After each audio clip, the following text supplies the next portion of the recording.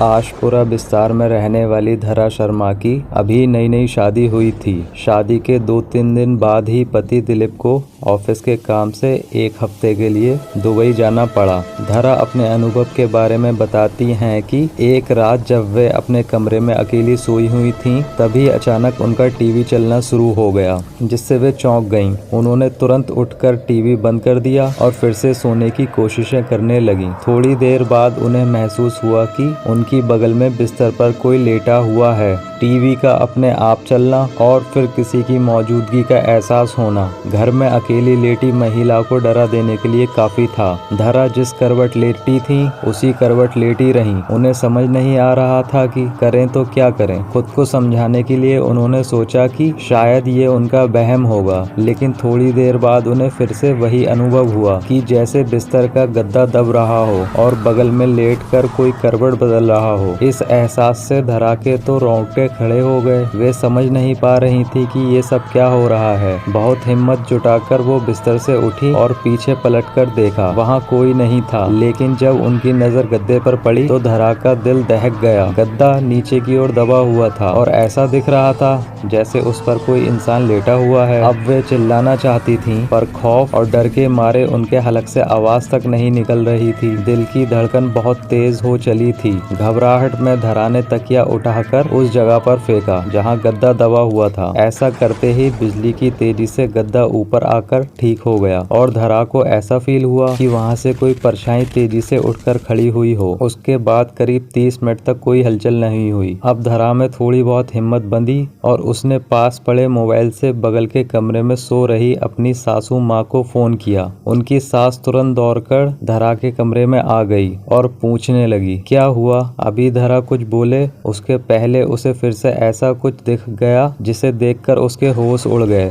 धरा ने देखा कि उसकी सासू माँ के पीछे एक जवान औरत की धुंधली परछाई खड़ी थी। उसकी आंखों की जगह काले गहरे गड्ढे थे और उसका कद करीब करीब कमरे की छत जितना ऊंचा था। ये भयानक नजारा देखकर धरा वहीं बेहोश हो गई और उसी रात उसे अस्पताल में दाखिल करना पड़ा। डॉक्टर ने कहा कि डर के मारे उसे ब्लड प्रेशर लो की शिकायत हो चुकी है। धरा के ससुराल वाले वे मकान छोड़ने को राजी नहीं हैं, इसलिए धरा आज भी अपने मायके में रहती है। तो चलिए जानते हैं क्या था इस भूता घटना के पीछे का कारण। धरा के पति दिलीप की पहले भी एक शादी हो चुकी थी और उसके ऊपर दहेज के लालच में पहली पत्नी को जहर देकर मारने का मुकदमा भी चल रहा था। बदनामी के कारण दिलीप अपनी मां के साथ एक नए घर में आकर रहने लगा था, जबकि उसके पिता अभी भी पुराने घर की देखभाल कर रहे थे। धरा के परिवार वालों को शादी से पहले ये बात पता नहीं चल पाई,